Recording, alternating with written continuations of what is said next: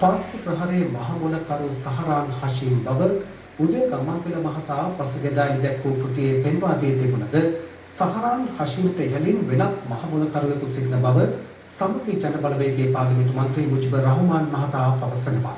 ඔහු වැඩිදුරටත් සඳහන් කළේ එම කෘතියේ අන්තර්ගත වී ඇත්තේ හිටපු රාජ්‍ය බුද්ධ්‍යංශ ප්‍රධානී සුරේෂ් සලේ මහතාගේ කට උත්තරේ සාරාංශයක් බවයි.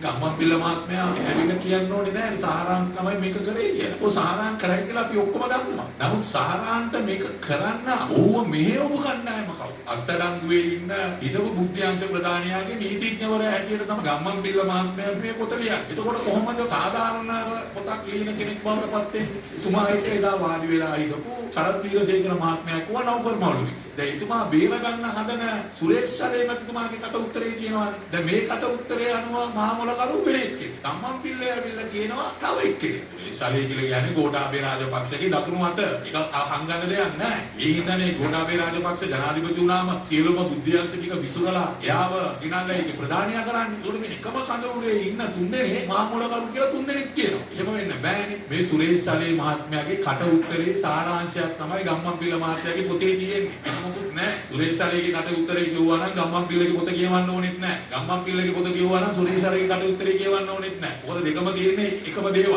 එයා විමර්ශකයෙක්ද බෝම්බකරුවන් පිටිපස්සේ ගියාද? මේ බෝම්බකරුවන් අරගෙන මැරෙන්න කලින් එයා ගිහිල්ලා උන් එක්ක සාකච්ඡා කළාද? නැවත වතාවක් මේ පාස්කු බෝම්බ ප්‍රහාරය මුල් කරගෙන ජාතිවාදී ආගම්වාදී අදහස් ඉස්සරහට දාලා මේ හදන්නේ වෙන තැනකට නැවත මේක තල්ලු කරා. ආණ්ඩුව තමයි මේ බංකොලොත් වෙච්ච දේශපාලඥයන්ට නැවත ඔළුව උස්සන්න ඉඩ දෙන්නේ. ඒ හින්දා අපි ජනාධිපතිතුමාට මම නැවතත් කියනවා. අර ජනාධිපති කොමිෂන් සභාවේ විලුම් ටික මහ ජනතාවට බලන්න පුළුවන් විදිහේ ක්‍රමවේදයක් හදලා ඒව ජනතාවට කියවන්න දෙන්න. ඒව කියවන්න දුන්නා නම් එක එක්කෙනා ඇවිල්ලා මනස්ගත ලියන්නේ නැහැ පොත්වල. ගෝඨාභය රාජපක්ෂ බලයේ ඉන්නකොට අවුරුදු දෙකමාරක් බුද්ධ්‍යංශ ප්‍රධානියා හැටියට සුරේෂ් සලේ මේ පරීක්ෂණ කරේ නම් එයා ආවුද අත්අඩංගුවට ගත්ත ඉස්සලම් ගියා බදුරුදීන් වගේ. රිෂාඩ් බදුරුදීන් වගේ. ඉජාස් ඉස්බුල්ලා වගේ.